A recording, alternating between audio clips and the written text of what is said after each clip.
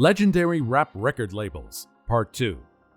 In Part 1 of this video, we highlighted some of the most famous rap labels in the 90s and 2000s. In this final part, we will continue showing some of the labels that defined and continue to have influence in hip-hop, either directly or indirectly. But before we continue, if you haven't subscribed to our channel, be sure to do so by clicking on the subscribe icon below.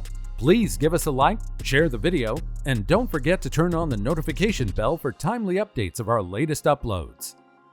Let's get it on! Number 1. Cold Chillin.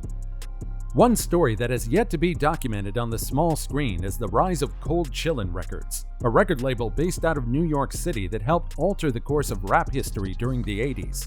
At the height of its popularity, Cold Chillin boasted what was considered rap's hottest collection of talent, including stars like Roxanne Shante, Biz Markie, MC Shan, Big Daddy Kane, Cool G Rap, Masta Ace, and Craig G, spearheaded by Tyrone Fly Ty Williams, and with Marley Marl serving as an in-house producer. The label dominated the latter half of the decade with a succession of classic releases, beginning with Shantae's single Roxanne's Revenge, which sparked the first true wave of response records in hip-hop.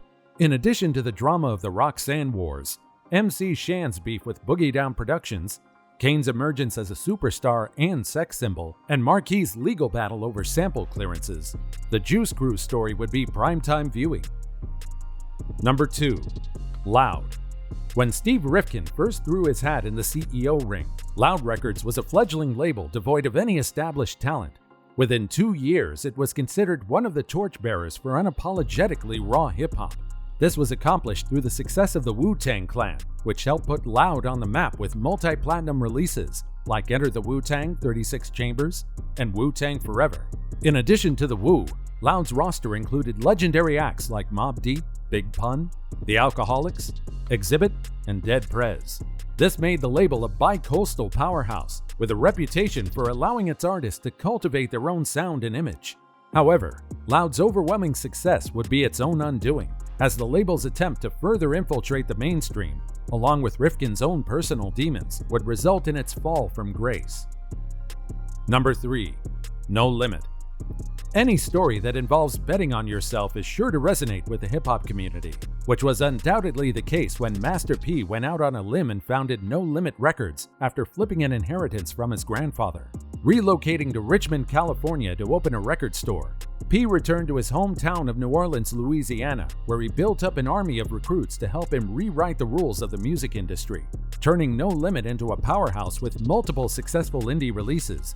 The mogul inked a monumental pressing and distribution deal with Priority Records, which afforded him an 85% return on all profits. These terms were unheard of at the time.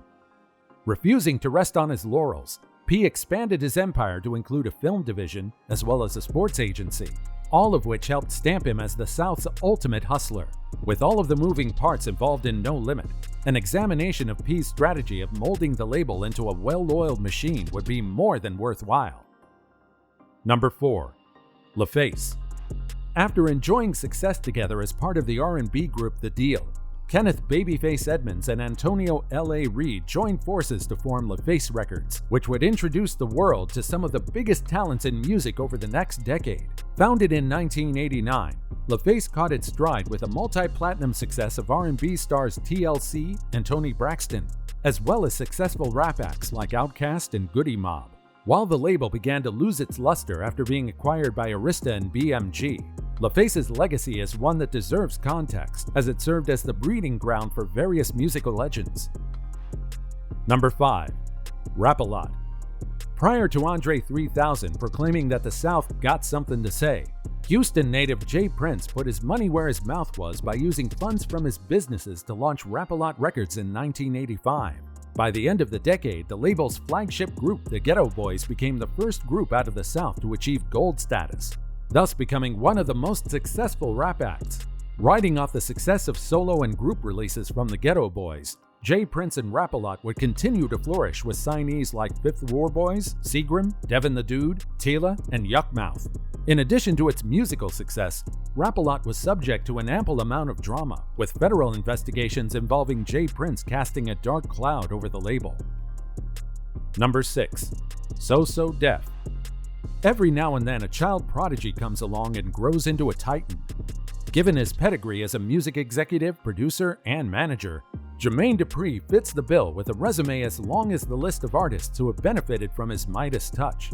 After wetting his beak in the music industry as a teenager, Dupri ushered Atlanta rap duo Criss Cross into superstardom, which opened the door for the young mogul to launch his own label, So So Def Recordings, in 1993.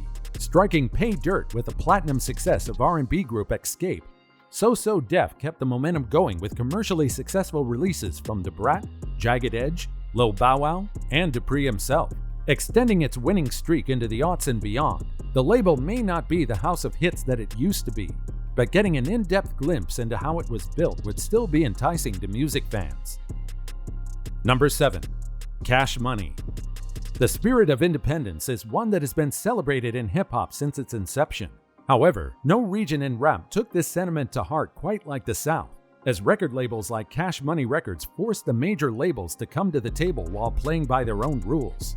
Founded by brothers Brian Birdman Williams and Ronald Slim Williams, Cash Money took the stairway to success by building its roster around local New Orleans artists and taking a grassroots approach to promoting, marketing, and selling their products.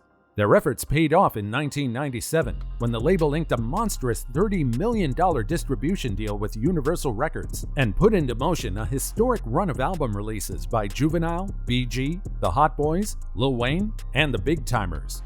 However, dissension within the company regarding business dealings would weaken its foundation and leave Cash Money on the brink of obscurity.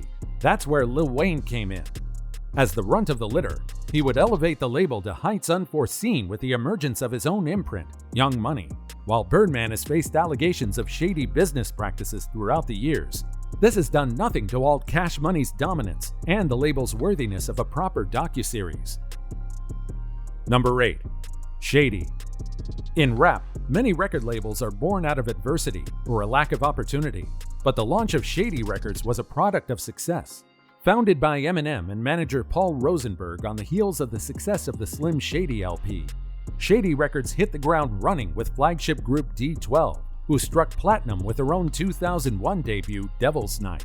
However, Shady's biggest signing would come via free agency when 50 Cent inked a deal with the company the following year, which culminated with the release of his historic debut album, Get Rich or Die Trying. The success of the rapper garnered the bulk of the attention, but projects from Obi Trice, as well as the 8 Mile soundtrack, would also garner commercial and critical acclaim, and establish Shady Records as a force to be reckoned with. With a top-heavy roster, and having shown the inability to develop other stars makes the inner workings of Shady's biggest wins and losses a curious case study. There we go! Did you enjoy our video? In your opinion, which of these record labels was top at spotting talents? And why would you say so? Well, if you enjoyed our video, be sure to subscribe to our channel for more of our amazing content. Give us a like, share the video, and don't forget to turn on the notification bell for timely updates of our weekly uploads. We value your feedback. Feel free to share your thoughts with us in the comments section below.